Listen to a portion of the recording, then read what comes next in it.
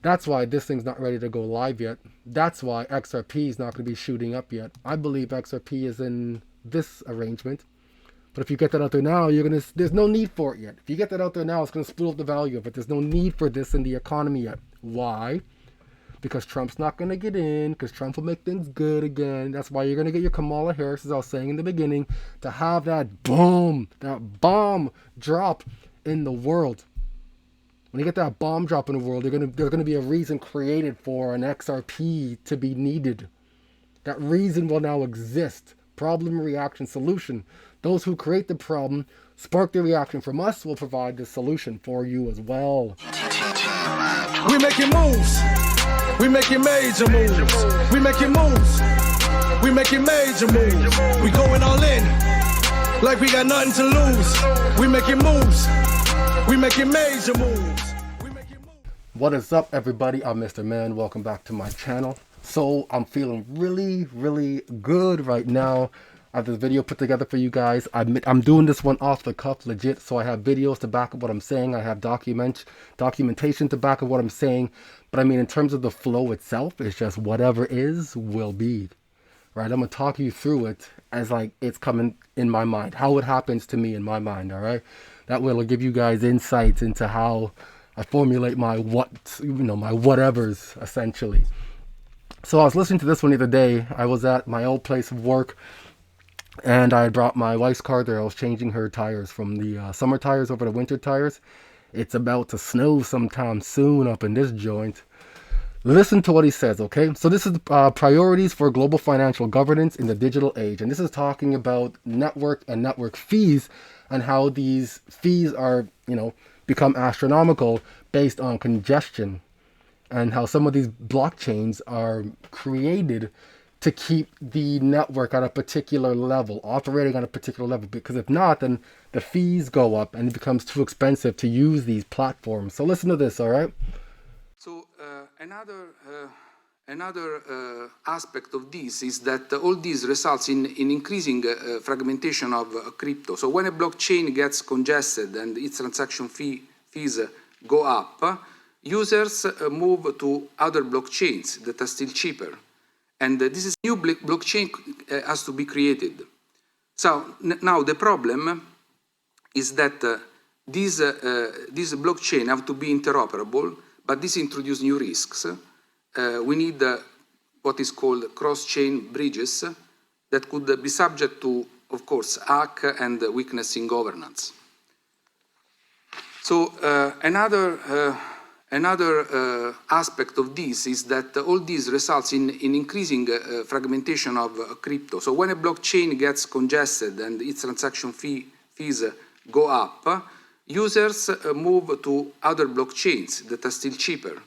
And this is exactly what we observe in this slide. When Ethereum congested in mid-2021, other blockchains enter into the scene. This results in a fragmentation of the crypto sector with many competing blockchain and coins. And this means that crypto does not benefit from network effects. And in addition of this, as I said, there is this problem of crypto bridges that could add some additional security risks. Did you see that? Did you hear that? Those crypto won't necessarily experience the network effect. The network effect, because the congestion is too much, the fees get too high, the blockchain's essentially rendered useless. Like, who wants to use Ethereum when Ethereum's too high? Not moi. Not moi. Right? So they're talking about network fees. Right? The case for harmonizing central bank digital currencies for cross-border transactions. T20. Right? The T20 is the G20's think tank. The G20 just is going to be having their summit, or they just had their summit. Going to be having their summit, or had their summit actually. And who do you think are the ones chatting in the background before they have these open public forums? That's the T20, right? They're having the closed door conversations, and then finally it's like, okay, guys, this is what we're gonna do. Here's how we're. They are the ones that say what's what, right? That's who the T20 is. Don't let yeah. Anyways, the abstract of this. Right in the beginning, they're hitting you with fire. Cross-border transactions face serious inadequacies such as high cost, low speed, limited access, and insufficient transparency. Ethereum, right on the chopping block there. Network effects caused by entrenched legacy systems, perhaps radical upgrades in cross-border payment infrastructure. We have old school cross-border infrastructure on the chopping blocks now, right? Swift is on the chopping block, but Swift is scaling up to stay current. It's not 100% fintech, but it is going to be current.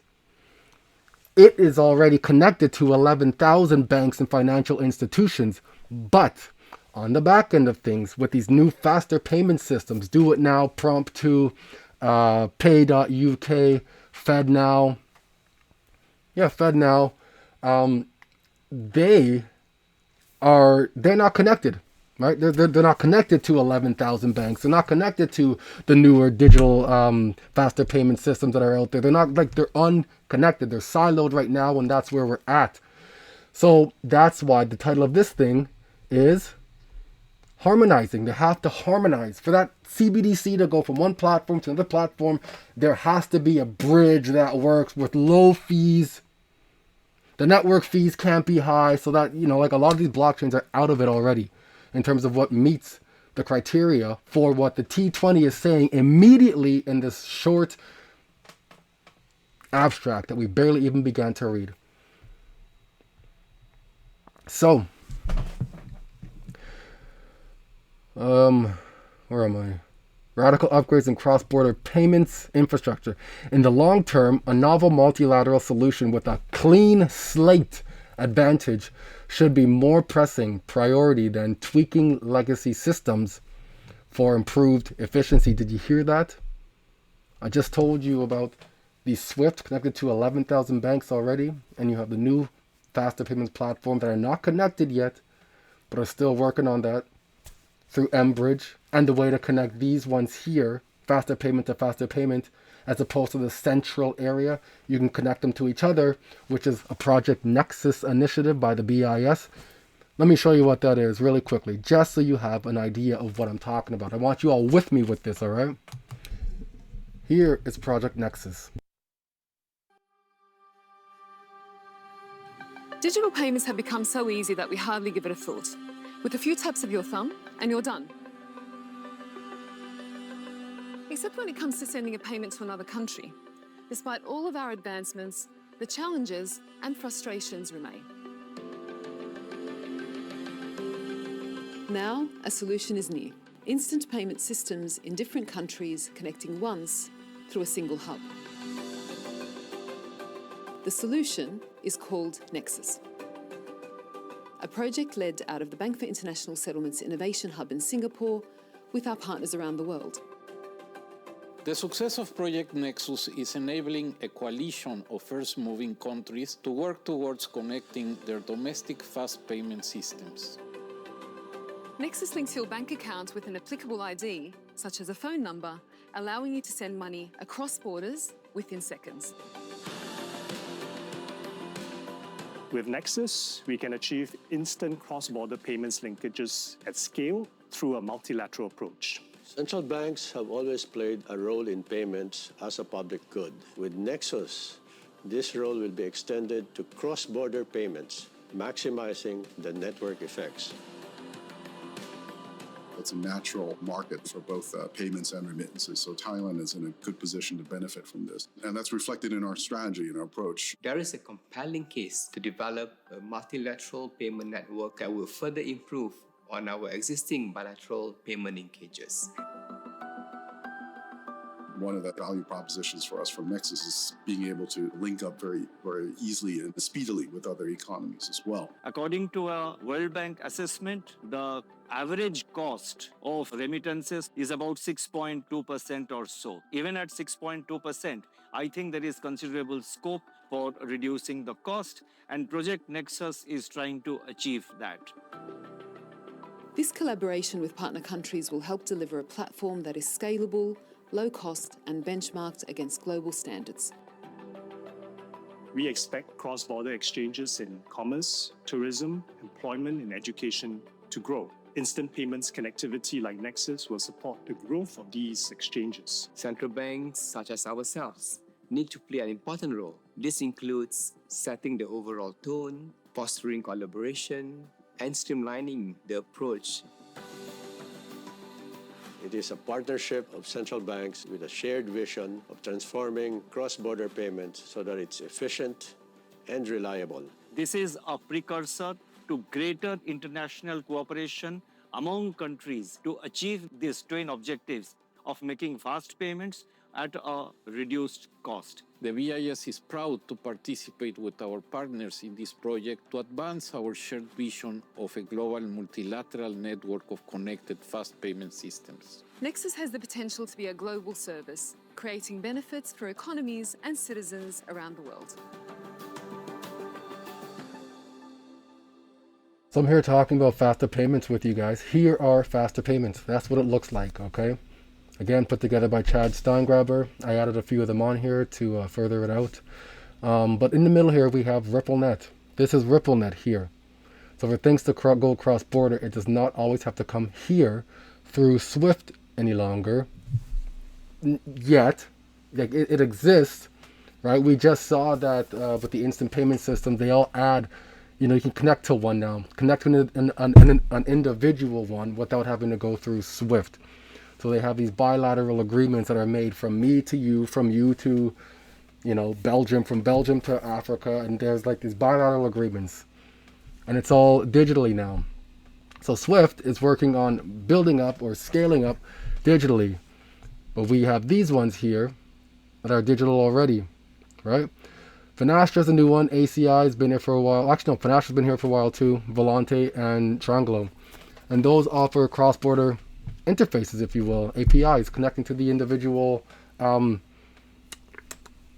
faster payment system. There we go. And now you got RippleNet as an option as well. So RippleNet can connect to these faster payment systems. And there's a difference now from faster payment systems and IPS.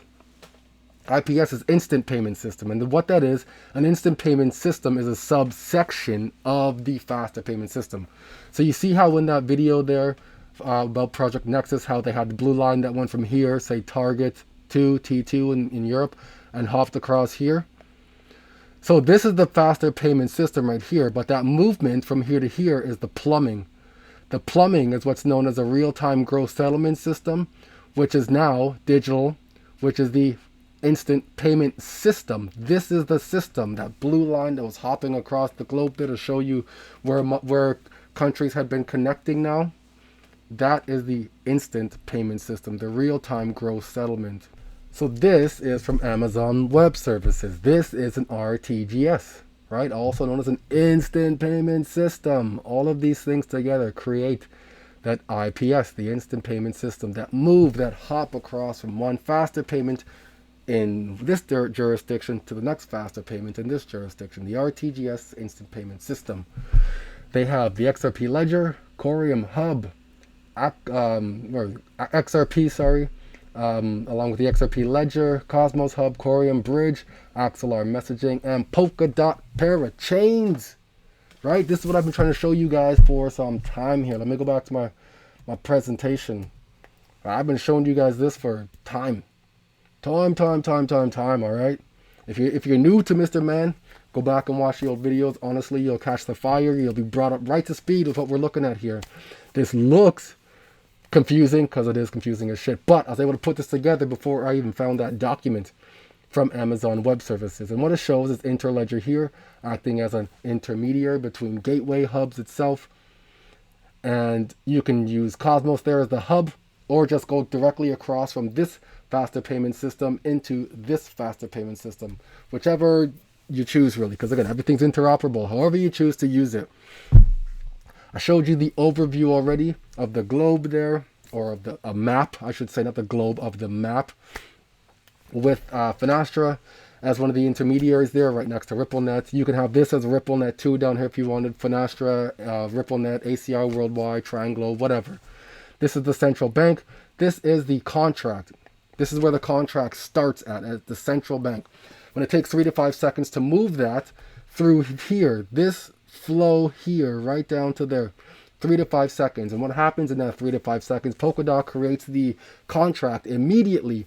The coin within this real-time gross settlement being XRP ledger, because Polkadot allows the continuity of money. Corium allows the continuity of money. Cosmos allows the continuity of money, the singleness of money. When I say continuity of money, I mean money keeps moving, but the whole reason of what the battle is with the SEC and Ripple is, what is this thing called? You have the money up here that just flows across, right? Money flows irregardless. So this is why I'm excited and waiting for Bill HR 4451, because that is the Security Clarities Act, stating that the underlying asset is not part of the security investment. Okay? The asset is the vehicle. There's the investment contract, which encompasses everything, investment contract. But a new term that Ripple is looking to get instilled, and Tom Emmer had written about this, known as the Securities Clarities Act, which states that the asset has always and has been acting as the commodity, because that new term, investment contract asset, is what needs to happen. You have the investment contract, the security, but beneath that, transferring that value, is the investment contract asset. All of these allow for that singleness of money with XRP on there. Perseus is working on a bridge known as the Perseus Bridge, right? Connecting to the EVM, Ethereum Virtual Machine, which connects to Ethereum, when you think about it. And on that bridge allows XRP. XRP is the native currency within that bridge as well. It goes from the XRP ledger onto the bridge into Ethereum itself, right? Like, you feel me here? You feel me? It's XRP being utilized. The continuation of money from one blockchain to another blockchain is XRP. RLUSD is a huge proponent of this as well, because that will add to Ripple's ecosystem. Ripple is a company, and Ripple is creating their own ecosystem. Like Stellar has their rails, right? XLM operates within their rails. Ripple has RippleNet, which is their real-time gross settlement system. All right? What we've been talking about here, that's their real-time gross settlement system. We had read in a document from, actually, let me give you guys a real working view of this here, just overview. So I showed you that this is how it looks on a large scale. All right, I showed you this before. We're going to Finastra, the interface. Cosmos as the hub, part of the bridge. Cosmos offers the bridges for that. Their entire ecosystem. Axelar is a messaging service. You can have staking on the Corium bridge itself, right? Corium is the chosen bridge for this particular arrangement in this tech stack. You can stake on Corium. Why can you do these things? Anytime you have to cross the bridge, vehicles included, you need to pay a toll before you get into the next jurisdiction. You feel me? So if you're taking this bridge here, you need to pay a toll to get out to the other end there. You feel me? That's what's going on. And that's why you can stake it. That's why you can stake it there, because Corium wants that stake there. They want you to stake stuff there. They want credibility and strength and value on that bridge, right? That's what's going on. They offer DeFi. That's what DeFi is, staking. Boom. Smart contracts. Why would you need a smart contract? Because you're having money moving from this end to this end here. And on that bridge itself, you get a biometric scan, bloop, bloop, and it goes through again. Like, there has to be a contract that gets signed and issued, right? And overarching everything, what connects that contract within that? We got Polkadot, which has that money contract itself. And then Sologenic is an interface as well. Here we go. Sologenic offers a DEX as well. A marketplace there. Why would you need a marketplace in a hub? Of course you need a marketplace in a money market fund. Right? You need that. Corium, the bridge on the way out now. There's ecosystem and CBDCs. Why would they allow CBDCs, right? Of course they allow CBDCs. ISO 20022 compliant. Interledger and Corium, they also connect. How coincidental, right? Nothing is coincidental. Once you begin to put the pieces together, there's what it looks like. That's what Interledger would look like going through, utilizing this. Faster payment system. We had gone through the RTGS, blah, blah, blah, and now here we are at the faster payment system. What the faster payment system does. These are the requirements set forth by the World Bank and Bill Gates through the Bank Bill and Melinda Foundation itself. Who is working and partnered with the Bill and Melinda Foundation? You got Ripple, of course, because they donated and gifted Interledger to the worldwide consortium, the W3C consortium, the www on your web pages. Okay, that's what that's what an RTGS system looks like that I was showing you there on that. Where is it? That's what this is. That's what this is here. Does that make sense? So now let's keep going back. Let's keep going back here. So my guy Smoke says, listen closely. This is the former Ripple employee Marcus Treacher discussing bank usage of XRP, how there's little barrier for adoption of XRP usage, and even mentions how during a U.S.-Mexico pilot testing, participants asked Ripple to slow down its processing speed. You feel me? Let's check this out. Running with regulators to adopt XRP. We don't see a major challenge in adoption, to be honest. We've got a lot of deep dialogue running with regulators. The Bank of England ran a proof of concept using Ripple in the spring, and the bank is one of the most conservative, highly regarded institutions worldwide. So we haven't got issues with our regulatory support. Again, because the currency has been designed from the outset for transacting, it kind of puts us in a very strong position with the establishment. In terms of adoption, it's really about using the banks which were shown in the earlier slide to create the initial network. Once we scale, and the banks we're working with together would allow around a 90% coverage of the world's global network. Once we scale, did you hear that? Once we scale. So the XRP ledger offers room for scale. We heard that's an important thing listening to the OECD in the very, very, very beginning when they were telling us that Ethereum cannot scale.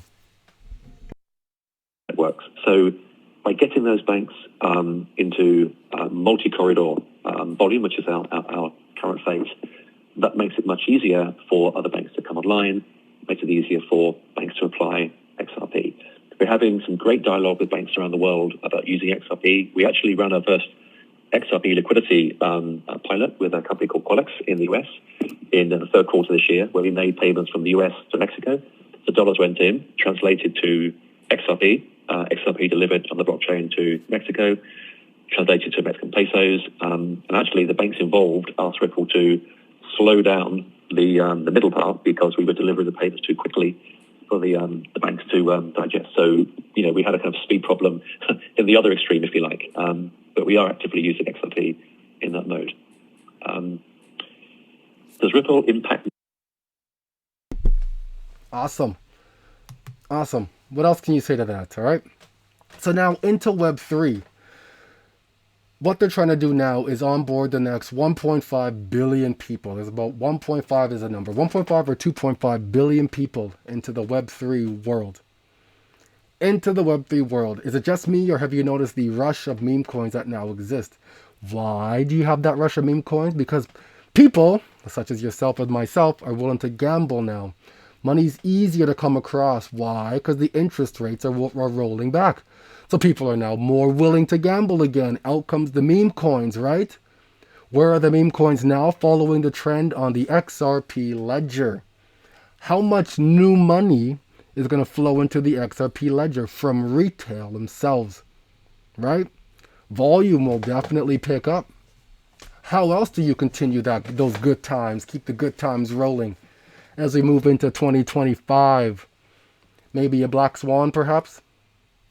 All right, we've heard of anthrax, we've heard of COVID, we've heard of bird flu, monkeypox, polio, everything, aliens coming out. We've heard of there's wars, talks of wars. Wars are definitely increasing, in terms of volume. They are definitely increasing. All right, you don't think something like that could take place in 2025, especially as we enter the elections now? And my hypothesis here is that we don't get a Trump in. The market's pricing a Trump in. Everywhere you see, Trump versus Harris, it shows that Trump is winning. To me, that just seems too obvious. You never get what you want in the market. The market gets what it needs. That's what the market needs. The market needs to go down. The market needs to hurt. How else do you think you're going to get into the Web3 world?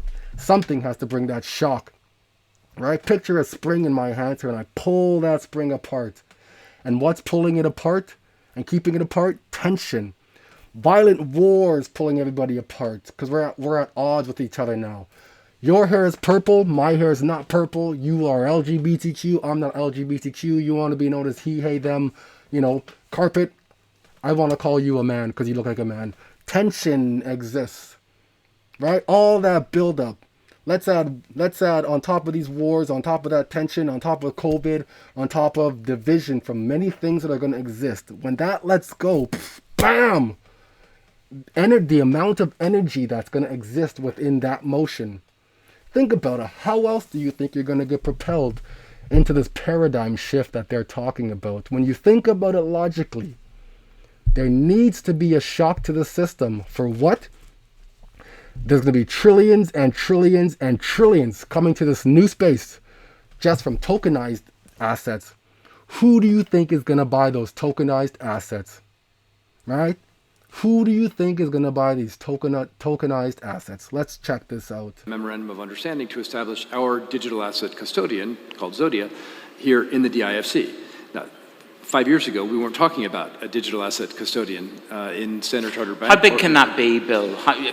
This is becoming a hub for crypto. It's very, very clear it's an ambition. So from an MOU to dollars, tell me what it can be. So we have Zodia is our digital asset custodian, and I do make the distinction between digital assets and crypto. Okay. So today, crypto is the bulk of what is digital assets today.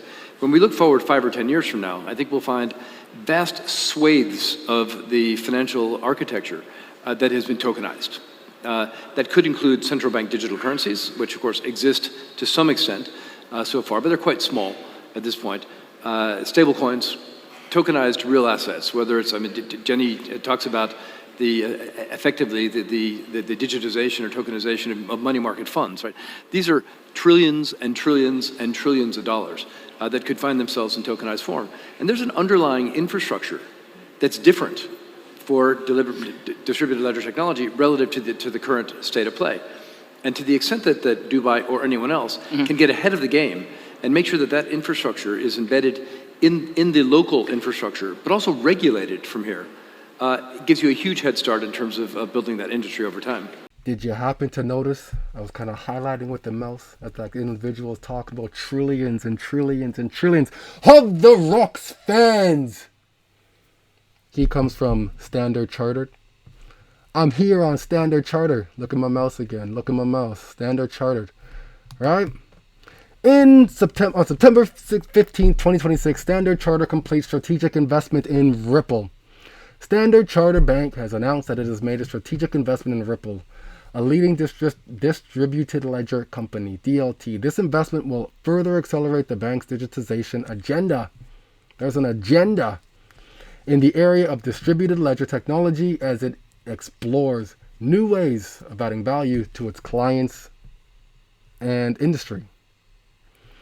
Ripple CEO and co-founder Chris Larson said Standard Chartered commitment to digitization and distribute financial technology complements our vision of a future where value moves as easily as information moves today. With Standard Chartered's investment and continued partnership, did you hear that? With Standard Chartered's investments and continued partnerships, we look forward to utilizing their unique network and capabilities to accelerate adoption among financial institutions, liquidity providers, and businesses across Asia, Africa, and the Middle East. All right. Standard Chartered first partnered with Ripple December 2015, where it successfully completed a proof of concept to deliver the world's first application of DLT to enhance the overall security of trade finance invoicing.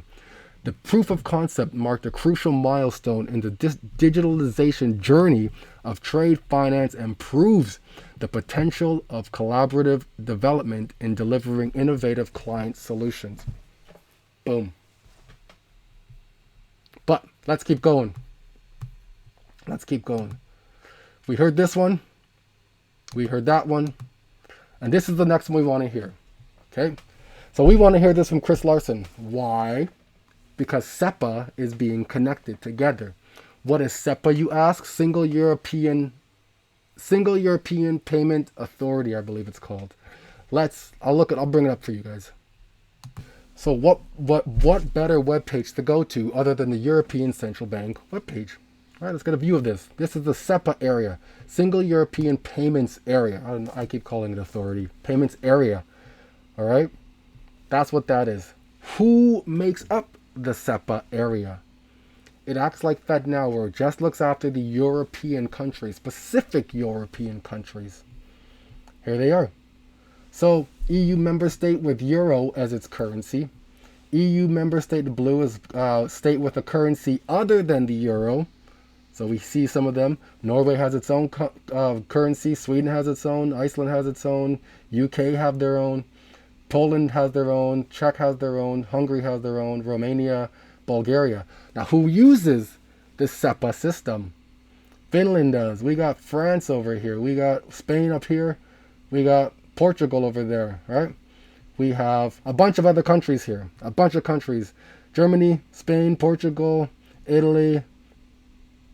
Okay, that's Greece. Croatia, Austria, Slovakia, Belgium, Netherlands, Ireland. Okay? Recently, what had happened as well, Sweden is going to be joining this region now, the SEPA region. They are integrating their payment system, their faster payment system. Some fucked up name thing. Sweden's faster payment system is known as Swish or Riksint. All right. Oh, my apologies. Sweden won't be connecting to SEPA. Sweden will be connecting to T2, so Sweden will have its own faster payment system within the European region that has theirs, but Sweden will be connecting with a bridge, right? They're using T2, which connects out for cross-border, just like FedNow. FedNow connects to all the states, the 51 states, and then to send cross-border, so FedNow looks after all the states. To send cross-border, you have the FedWire system, all right? So, where was we at? There we are. Now you know who SEPA is. This is Chris Larson explaining how to interconnect SEPA payment systems now. Why does this matter to him? So let's see what my guy before him had to say. ISO 20022 says SEPA equals $2 trillion per day. Plus Ripple crypto enabled payment solutions. All right, this was back in the day him and I had this post. 2023 it looks like. Okay, let's see what it says here. Very, very important. In the UK, the Bank of England is renewing its real-time gross settlements. This is different, the UK. So here we go. Eagerness to streamline instant payments in Europe. The European Central Bank has long desired to make instant payments available to all EU PSPs. Several EU countries have prioritized state-level solutions for instant payments due to concerns around operational issues when scaling up to cross-border payments.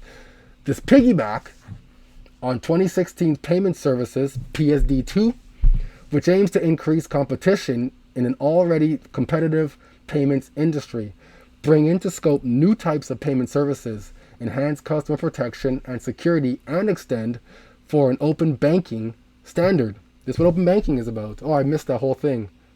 Extend the directives reach. This legislation directly led to the UK's Competition and Markets Authority, CMA, to call for an open banking standard. They want to further that competition now for banking, for all the country's largest banks to share customer and transaction data with third parties. Everything's open at this point. Data is gold. I'm sitting at 21 minutes now. The European Payments Council has also made progress through the SEPA, which we just learned about, Instant Credit Transfer System, an update to the original SEPA, Single European Payments Area program designed to reduce friction with data and cost issues in euro payments, which requires payments to clear in 10 seconds or less between the 26 countries involved. So why does Europe need to be able to settle in, 10 seconds or less? So in May 2024, the European EU held 2 online workshops to help payment service providers. I believe I showed these on my Twitter as well, and public authorities to understand the IPR, instant payment regulations. So the IPR was published in March 2024 and came into effect in April 2024. The IPR requires that all EU banks and financial institutions offer instant payments to customer 24/7, 365. Not all PSPs in the region are part of the SEPA network though, meaning it's not an open inclusive solution for all payment providers in the region. While SEPA Instant Credit Transfer delivers on providing instant payments for participating PSPs, it still requires the netting and of transactions and the establishment of final positions for settlement by clearing companies or even pre-funding in certain cases. In the UK, the faster payment system enables payments to move quickly and securely to and between the UK banks. That has nothing to do with what we're doing. It's good information still though, but he highlighted this part here too, expanding crypto forward solutions like Ripple's crypto-enabled payment solution, which frees up working capital by eliminating the need, for pre-funding and removes the need for complex clearing mechanisms in the background.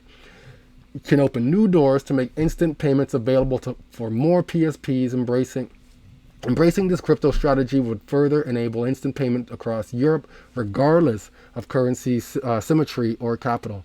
Let's get back to mine now. So, we've learned a lot about SEPA today. And obviously with banks, we just announced that we signed up CBW out of Kansas and Cross River Bank out of New Jersey.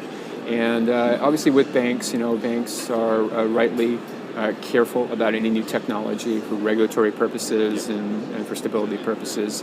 So, these conversations do take a while, 6 months to a year, we think, to really sort of introduce the concept and then how can it be applied, and then starting talking about pilots.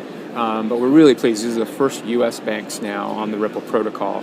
So we think we are starting to get our message out there that these new technologies, distributed ledgers, really can be seen as alternatives, really viable alternatives to correspondent banking. And that's very powerful for particularly smaller banks that otherwise have to rely on correspondent banks. Okay. So am I right in thinking the strategy is then to get kind of a nationwide deployment of Ripple? And if so, how is that going to work? What's the strategy? Yeah, so the strategy really is now first try to get a bank in each of the key regions of the world. Because if you can connect one bank on ACH in the US to one bank on SEPA in Europe, you have effectively connected all of the banks on those two networks. So you really get a multiplier effect. Now we have this Fedor out of Germany on SEPA, and we have now these two U.S. banks on ACH. Now we got to work on China, we got to work in South America, India, and really continue to spread it and get to some of the bank networks.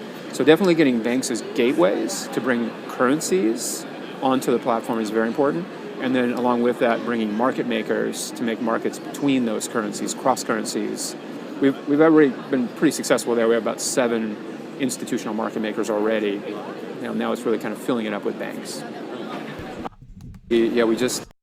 All we need is one bank per region. And then what will happen? The network effect, you say, Chris Larson? Oh, that's what I thought you said. That is what I thought you said. DZ Bank is quite happy, and we're a bit proud that we're one of the first banks in Germany which really built and made their digital custody platform going live. We can serve our clients dealing with settlement and custody of digital assets, focusing on crypto securities according to the German securities law.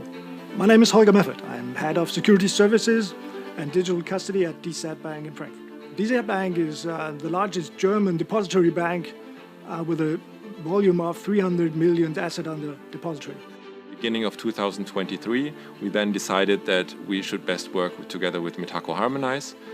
So what we aimed at is finding a solution that is as best as integrated in existing capital markets processes to make it as efficient as possible. We started to implement, and then only after 10 months we are proud to have gone live with a custody solution based on what Mitaco is offering. We aim at introducing a solution for the custody and the settlement and management of digital assets. Well, the architecture of our solution evolves, of course, around, let's say, the core, which is being able to transact and administer wallets in this digital asset space on blockchains. Harmonize is one part, but we've also built a key infrastructure. We are working with analytics providers to investigate on blockchains, and we are planning on integrate our solution fully in the capital markets processes that we already have at Deutsche Bank. The need of digital asset is just trying to find optimized processes and new products. And therefore we have to think about new technologies, and DLT and blockchain is one which can help us to serve our clients better, to open up new products for our clients, especially the asset managers, to improve their performances if they want. Digital ledger technology aims at improving existing capital market processes. This is how we see distributed ledger technology. These two processes, distributed ledger as well as existing capital markets business, will coexist the next decade.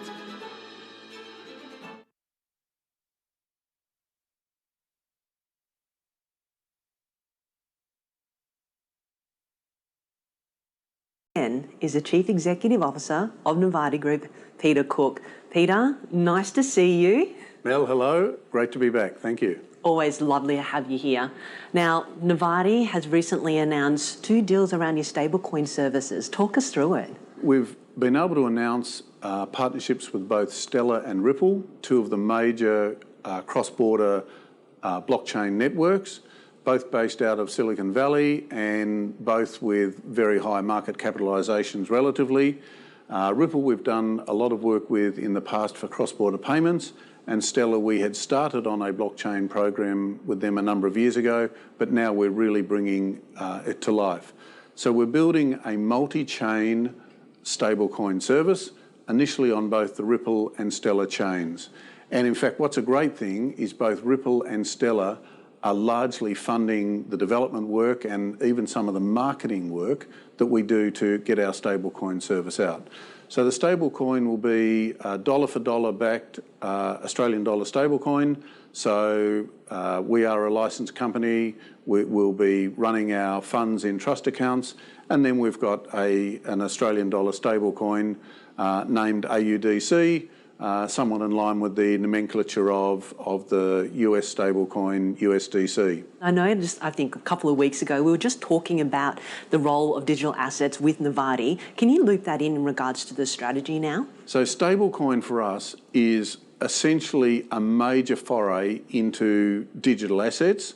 We are still a payments company, a traditional payments company, but this now gives us a major entree between, let's call it, cryptocurrency, which goes up and down and is subject to other market forces, and real utilitarian crypto-based assets.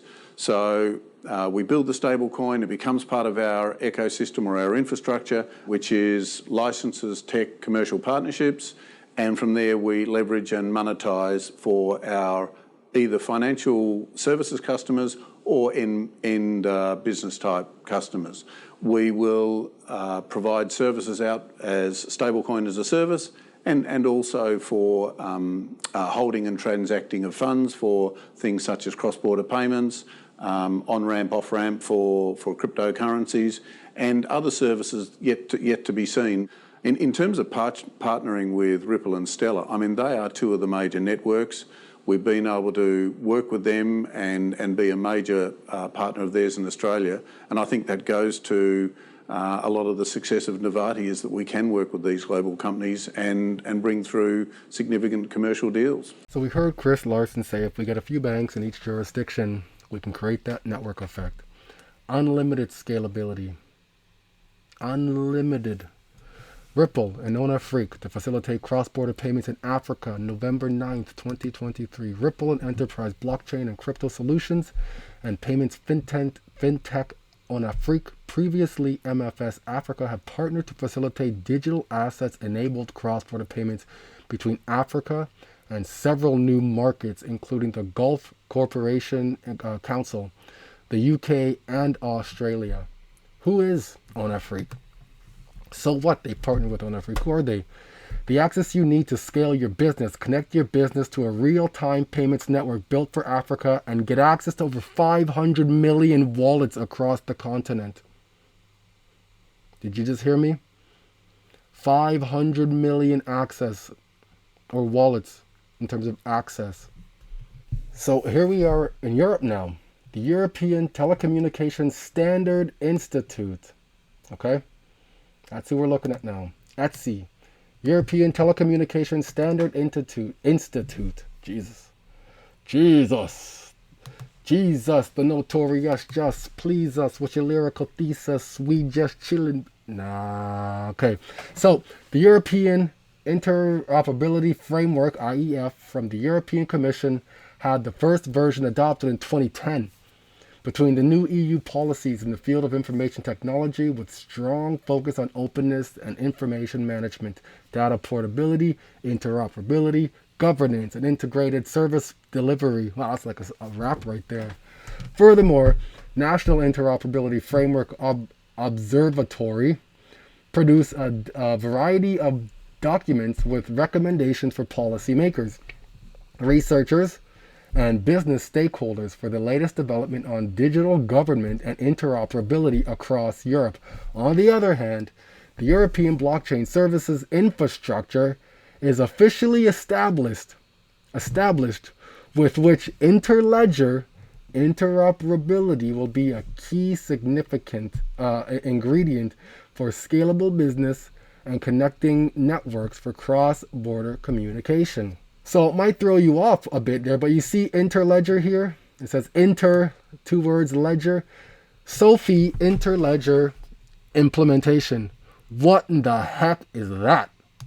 So the purpose of SOFI interledger component is to enable secure transactions between actors and devices belonging to IoT platforms, okay? Platforms, so silos, using different or separate blockchains. The interledger component then enables interaction between the ledgers, including atomic transactions across ledgers.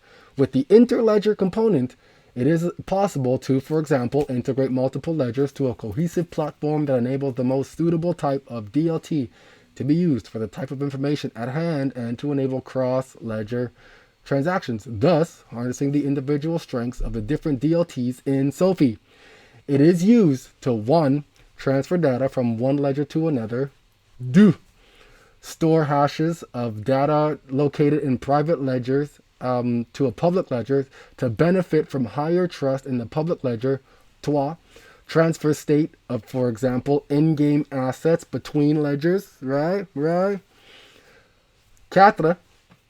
Automate asset change using hash time locks contracts. So here we are at the SOFI website. Project use cases. The SOFI project is driven by the needs of real-world application represented by 4 pilots operating in 3 different domains: energy sector, food supply chain, and mobile gaming. Through the pilot, SOFI offers numerous advantages and innovations for its users. Supply chain pilot, product quality and safety, free energy data, energy flexibility, mobile gaming. Boom! Look at that! Look at that! Okay, so SOFI interledger. Let me get to that interledger now. So we're back here again on the original page with Etsy. What is SOFI? Or what is, interledger? It's separated like that. It's the interledger protocol. ILP, interledger protocol. The Interledger Protocol is an open source protocol suite created by Ripple, Stefan Thomas, that allows users to send and receive money across different ledgers. Alright, so we're still talking about Ripple and networks using a payment method including XRP. So we see that European Telco is also involved in this using XRP potentially, but they're using Ripple protocols, Interledger, through Etsy. Bank of England, Ripple proof of concept. We carried out a proof of concept with Ripple to explore the synchronized movements of 2 different currencies across 2 different real-time gross settlement systems linked using Ripple Connect and Interledger protocol in Europe already. What a coincidence. We wanted to demonstrate how this kind of synchronization might lower settlement risk and improve the speed and efficiency of cross-border payments. You don't say? You don't say. Huh? Who would have thought? Who would have thought? Ripple exploring the synchronized settlement of payment using the interledger protocol. Using the interledger protocol. So we got them out in Australia. We got Ripple for cross-border. We got Ripple for Africa. We got Ripple for Europe. UK. They in Canada. They're in the US. Right? You heard it, Chris Larson say Cross River. I'll do this one live here. Cross River and Ripple partnership. Right? Cross River and Ripple partnership. US Bank announced Ripple protocol integration. Okay, I believe I have some of these videos too. We're talking about Cross River right there, okay? So, I said, Cross River Bank has been with Ripple since 2014 and is a FedNow participant for the RTP, real-time payments. In 2022, they partnered with SmartBiz for AI enhancements. Let's hear what they gotta say. So it's interesting from our perspective as a bank. We work with all different size fintechs, from the smallest fintechs out there to the largest ones, and there's definitely in the fintech space a little bit of a slowdown from a funding perspective, and I think there's a focus on kind of retrenching business cases and business models and how they go to market, et cetera. But then what we're seeing from a product perspective is a lot of focus on faster payments. While Cross River has always been at the forefront of moving money faster with some new bank rails, RTP, which has really ramped up probably for us in the last year and a half, and then most recently FedNow. A lot of fintechs are really digging into that and then using those faster bank rails to move money faster with higher cost of funds, higher interest rates, capital flows tied up in various different payment use cases are becoming much more and more expensive. And if you can move money through that flow faster, obviously that lowers costs. So all of our fintechs are trying to figure out how some of these newer, faster payment rails can help them in their offering to their customers. Yes, some of these new, faster payment rails will help them transfer value and money to their customers. That's what it'll do. Funny enough, this comes out 10 hours ago as BIS Mall shutting down Enbridge. Its innovation hub calls the project a public good. Here's my thoughts on that. This thing's gonna shut down, probably. Just like Ripple shut down Hooks, Ripple shut down Codius, Ripple... I'm not gonna say shut down. They postponed those projects, right? Because Codius and Hooks are definitely making an appearance again. Alright, so it's like RippleNet, we're coming back soon too. This will go live as well. I think this is giving the opportunity to the Project Nexus to connect bilateral banks first, right? Get the network effect that way, as opposed to having it all concentrated and need to have an MCBDC. An MCBDC, also known as a global stablecoin, underneath that, backed by something. Right? Because CBDCs aren't backed by physical assets. Stable coins are. Stable coins are backed by fiat and backed by reserve assets, also known as asset reference token. That's a stable coin. And these stable coins, what they're doing is they are wrapping the stable coin, known as a CBDC backed stable coin. Okay? That's what an MCBDC is. And that's where this term we're waiting for from HR 4451, known as an investment contract asset. That's the asset that we're waiting for that moves that value. That's why this thing's not ready to go live yet. That's why XRP is not going to be shooting up yet. I believe XRP is in this arrangement. But if you get that out there now, there's no need for it yet. If you get that out there now, it's going to spool up the value of it. There's no need for this in the economy yet. Why? Because Trump's not going to get in, because Trump will make things good again. That's why you're going to get your Kamala Harris, as I was saying in the beginning, to have that bomb drop in the world. When you get that bomb drop in the world, there's gonna be a reason created for an XRP to be needed. That reason will now exist. Problem, reaction, solution. Those who create the problem, spark the reaction from us, will provide the solution for you as well. Well, I do hope you guys found value in this one. That one was like 100% off the cuff. I was Googling in the back there as I was talking to you guys to bring up the different web pages and videos to make this work. And it worked out flawlessly. I do hope you guys found value in this one. I'll catch you on the next one. We making moves. We making major moves. We making moves.